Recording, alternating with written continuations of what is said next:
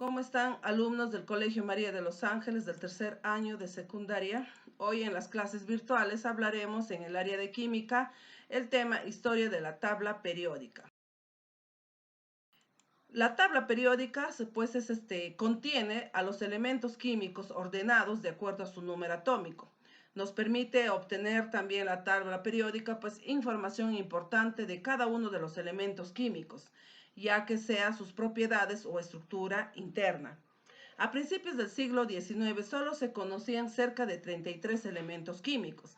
A medida que se iban descubriendo nuevos elementos, los científicos se preocuparon en ordenarlos y clasificarlos de acuerdo a diversos criterios. Muchas clasificaciones fueron adoptadas antes de llegar a la tabla periódica que hoy utilizamos. Dentro de la historia de la tabla periódica, vamos a hablar sobre antecedentes históricos. Primeramente, tenemos a Jacobo Berzelius, que fue un químico sueco que introdujo los actuales símbolos químicos. Por ello, él es considerado como el padre de los símbolos químicos. Desarrolló el sistema de notación química con el que se denotan los elementos químicos. Para ello utilizó la primera letra del nombre latino, agregando una segunda letra cuando dos o más elementos inician con la misma letra.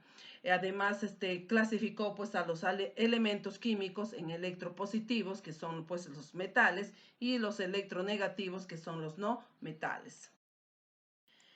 También tenemos dentro de los antecedentes históricos en la historia de la tabla periódica a Johann Dobereiner.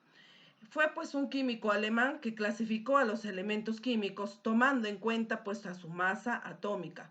Él ordenó a los elementos químicos en su grupo de 3 en 3, llamándolos tríadas.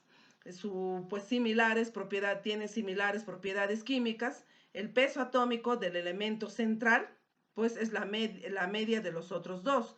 En el caso del ejemplo de acá tenemos al litio, que tiene un número atómico 7, potasio 39. La suma de estos, divididos, o en la media de los dos, va a salir, el peso atómico de sodio. John Newlands, fue un químico inglés que ordenó a los elementos químicos en grupos de 7 en 7, llamándolos octavas.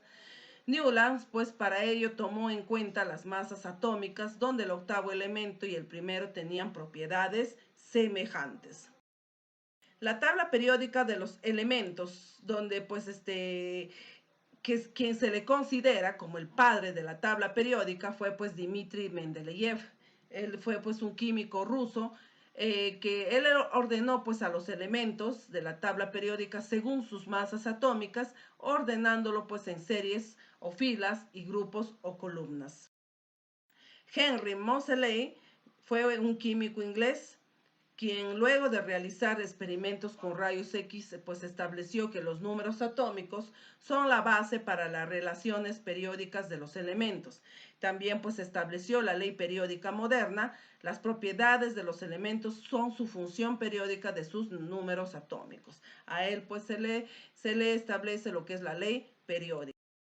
Y por último tenemos a Alfred Werner. Alfred Werner diseñó la tabla de la periódica actual, tomando en cuenta como base la ley periódica de Moseley, ¿no? Y la distribución electrónica de los elementos de la tabla de Mendeleev.